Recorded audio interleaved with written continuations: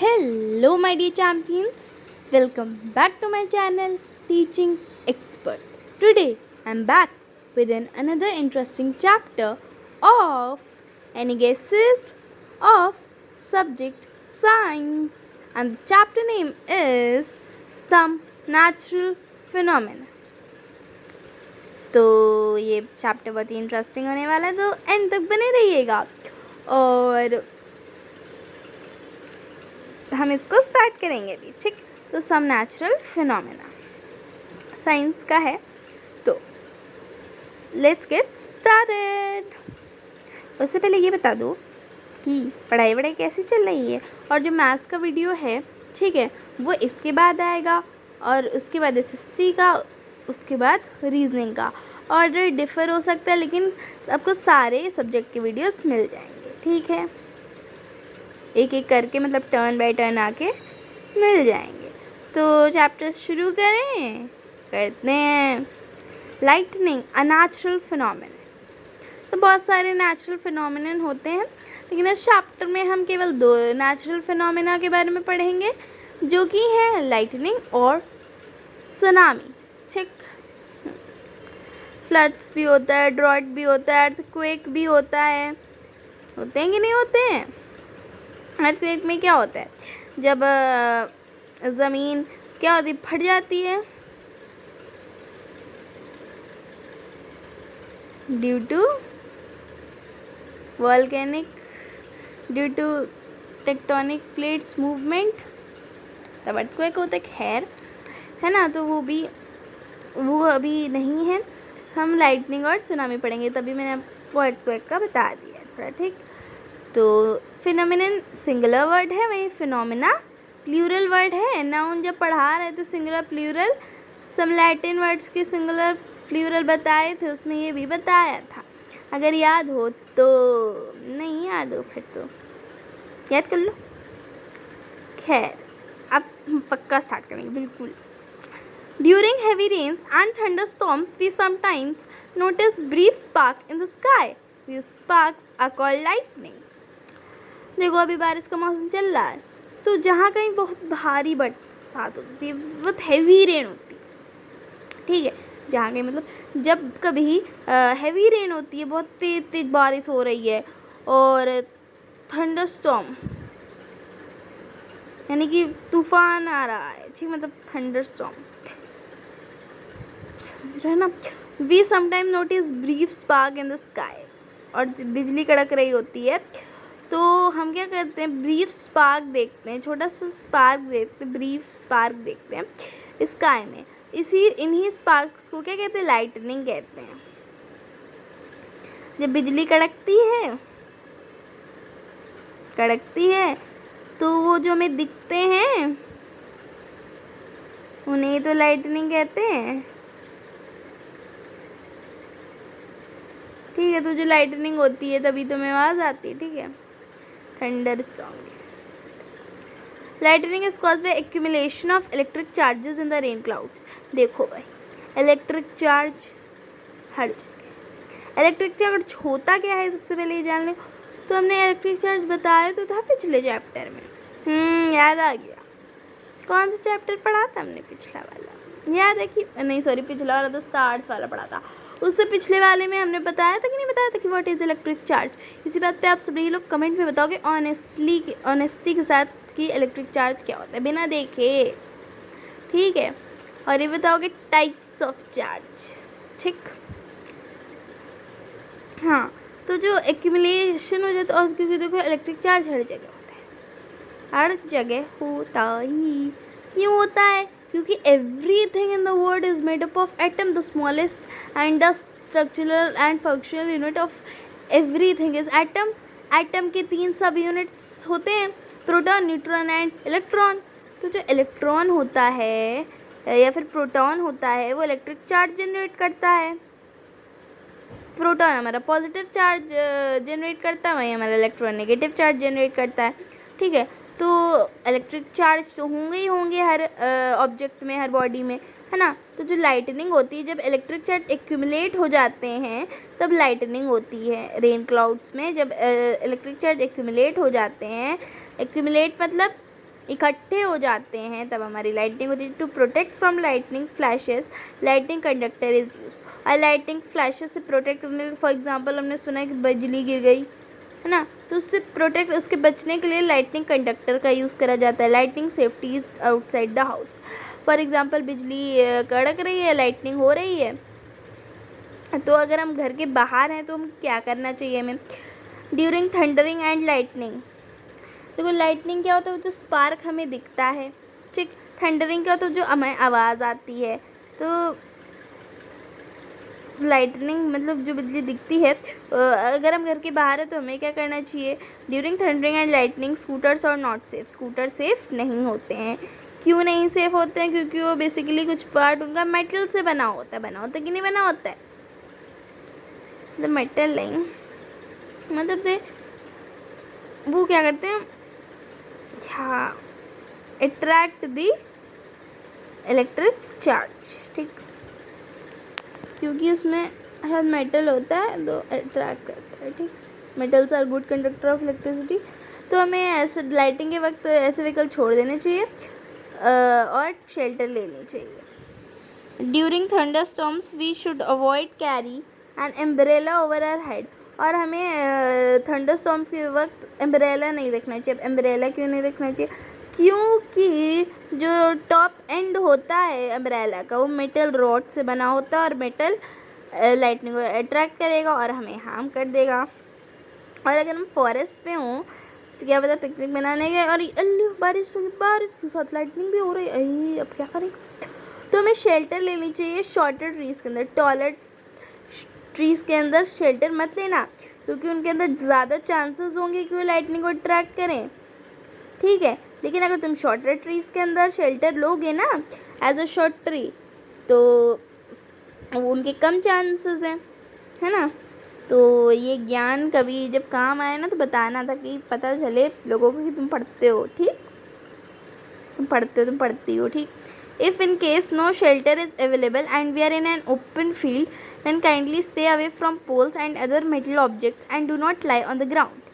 अगर कोई शेल्टर नहीं है, फॉर एग्ज़ाम्पल बिल्कुल खुला है, फील्ड है या फिर डेजर्ट है, मतलब ओपन एरिया है, ठीक है, कोई भी शेल्टर नहीं, हम ओपन फील्ड में हैं, तो पोल्स से दूर रहो। पोल्स मतलब वो पोल्स, खम्बे और दूसरे मेटल ऑब्जेक्ट और एक सर्कुलर सिलेंड्रिकल पोल्स होते हैं उनसे भी दूर हो, ठीक है, और मेटल ऑब्जेक्ट से दूर हो। और ग्राउंड में मत लेटो, इंस्टेड स्क्वैट लो ऑन द ग्राउंड, मतलब स्क्वैट लो मतलब ऐसे जैसे कि वलासन करते, पर्वतासन, पर्वतासन ऐसे करते हैं खड़े होके, लेकिन तुम अपने पैर फोल्ड करके बाकी वो पर्वतासन वाला पोज करो, तो उसी कहते स्क्वैट लो on the ground.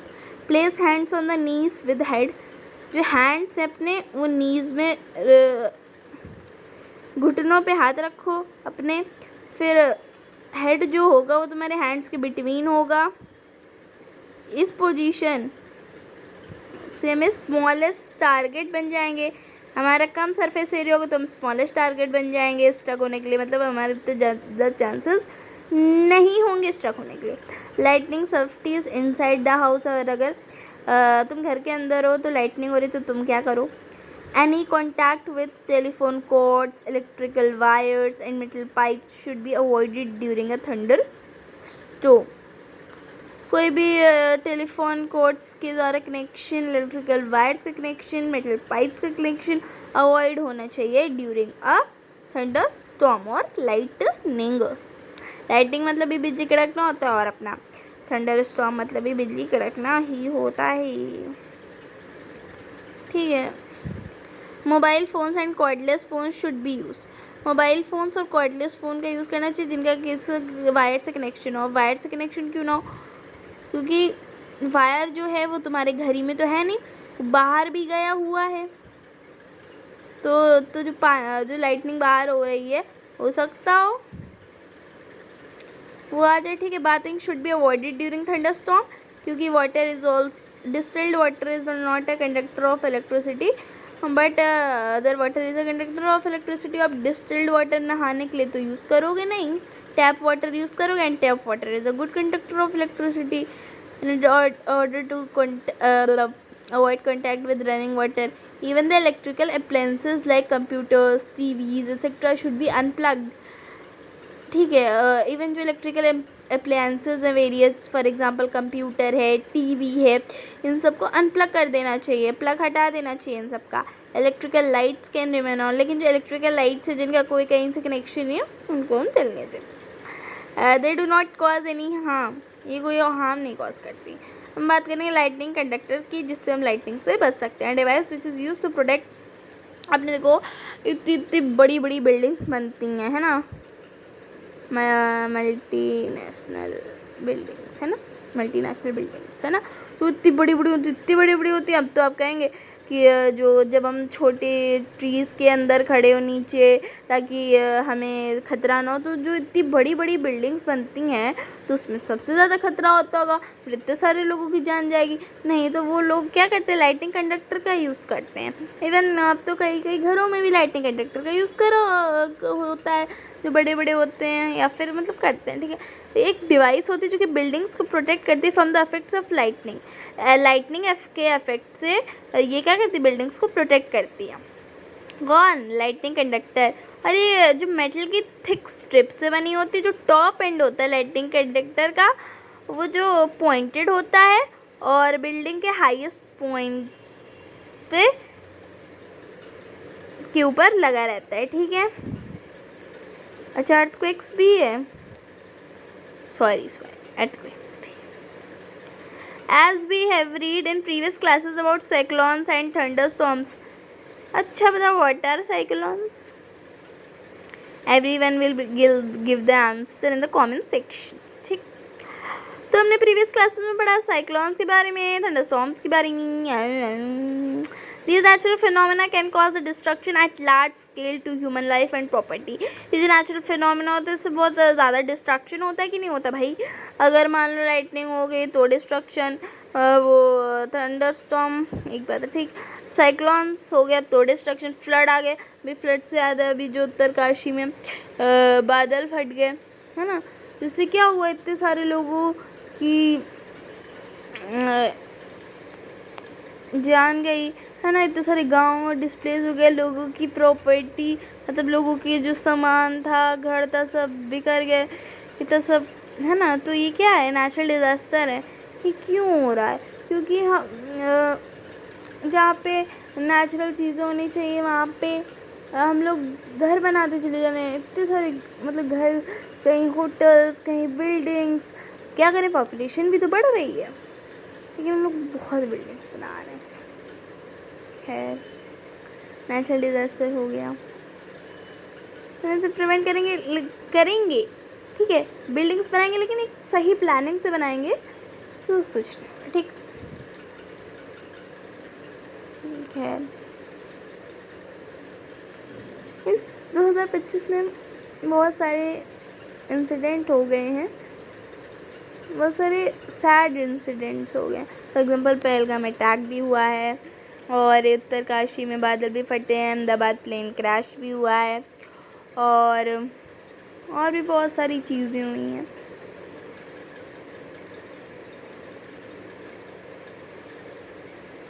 Now human beings should be good with environment, है ना. तो and human beings should be honest, good, helpful, then end में गुड टू नेचर. तो ये सब नहीं होगा. ठीक, ऐसे हम लोग अच्छे से रहेंगे. ठीक, तो है ना, हम कहाँ पे थे, हाँ. These natural phenomena can be predicted in advance. ये जो नेचुरल फिनोमेना होते हैं ये एडवांस में प्रेडिक्ट करे जा सकते हैं टू सम एक्सटेंट, किसी एक्सटेंट तक, तो ताकि हमें कुछ टाइम मिल सके कुछ प्रिकॉशनरी मेजर्स लेने के लिए, ताकि हम अपने आप को प्रोटेक्ट कर सकें और अपनी लाइफ को जो डैमेज है उसके मिनिमाइज़ कर सकें, और प्रॉपर्टी को जो डैमेज है उसको भी मिनिमाइज़ कर सकें. Presently there is one natural phenomenon which is not predicted accurately till now. Presently एक नेचुरल फिनोमेनन है जो कि एक्यूरेटली नहीं प्रेडिक्ट किया गया है अभी तक. इट इज़ एन अर्थक्वेक, और वो अर्थक्वेक है। Hence earthquake is a destructive natural phenomenon which can not be predicted in advance. ये क्यों होता है? टेक्टोनिक प्लेट्स के हिलने की वजह से होता ही, इट्स मेजर डिस्ट्रक्शन होता है, ठीक। Tsunami is a type of earthquake under the ocean floor which generate powerful sea waves, ठीक है।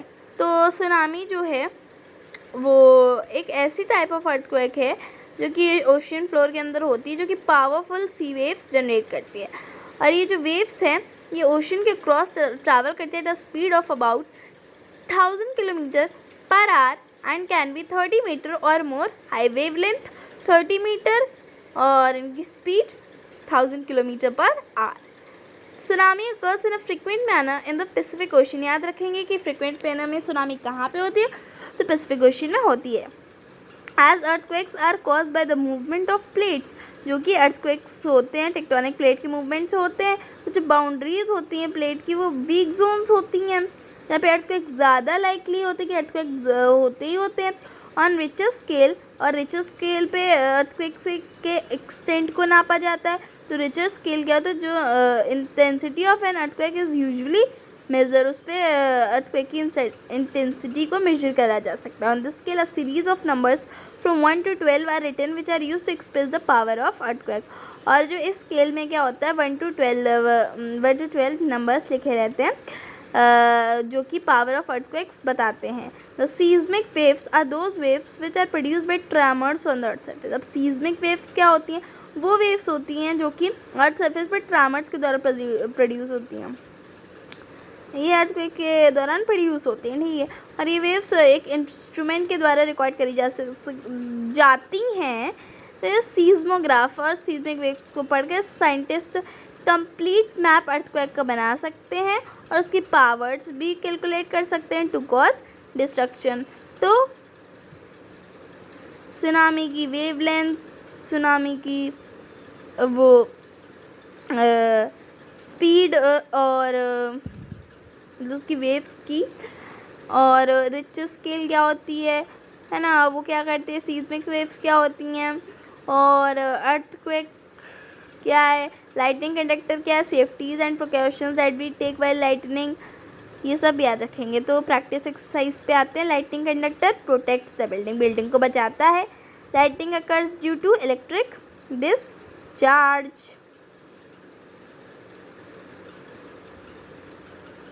इलेक्ट्रिक डिस्चार्ज, ठीक। तो इलेक्ट्रिक चार्ज के एक्यूमुलेट होने पे तो होती है ना, तो ठीक। Lightning conductors are use to protect from lightning flashes. Where is the lightning rod attached to protect the building from lightning? Top of the building पे उसके पॉइंटेड एंड्स होते हैं और ज़मीन के नीचे उसका एंड होता है, ठीक। हाँ, the outermost layer of the earth is called crust. The earth's plate responsible for causing earthquake is the outer core of the, क्योंकि क्या था टेक्टोनिक प्लेट्स का मूवमेंट, तो जहाँ पे कुन्ना होगा, कॉर्नर होगा, वहाँ पे अर्थक्वेक ज़्यादा आएंगी।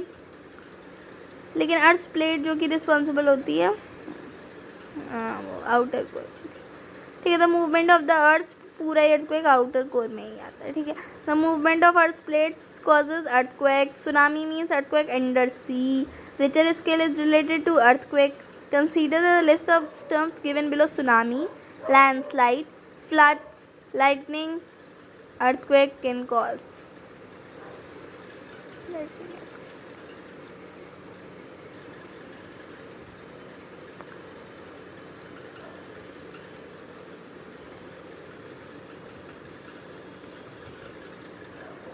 तो ये क्वेश्चन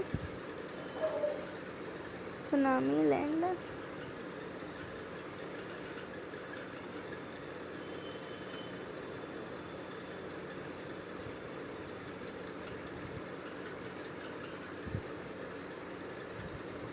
यहाँ पे इसको काट दो या फिर इसमें ऐड कर लो कि which of the terms are correct. तो सुनामी, लैंडस्लाइड, फ्लड्स तो करेक्ट टर्म है। लाइटनिंग, अर्थक्वेक्स कैन कॉज कौन सा टर्म है, ठीक। The waves produced on the earth surface are called seismic waves. Which instrument is use to measure earthquake? Seismograph, ठीक है। Instrument सीज्मोग्राफ होता है। और रिच स्केल पे हम पावर देखते हैं अर्थक्वेक की, ठीक है ना। हाँ, और ये पता लगाना कि डिस्ट्रक्टिव कहाँ से स्टार्ट होता है और वीक अर्थक्वेक किधर से किधर तक होता है, ठीक। और अपने नोट्स पे मेंशन कर लेना। अगर बताना चाहो तो बता देना। ये 3 क्वेश्चंस हैं आज आपके। तो बस ये चैप्टर कंप्लीट हुआ। और ऐसे ही खेलते रहो, पढ़ते रहो, मस्ती करते रहो और अच्छे इंसान बनना कभी मत भूलो। Bye bye, have a nice day everyone.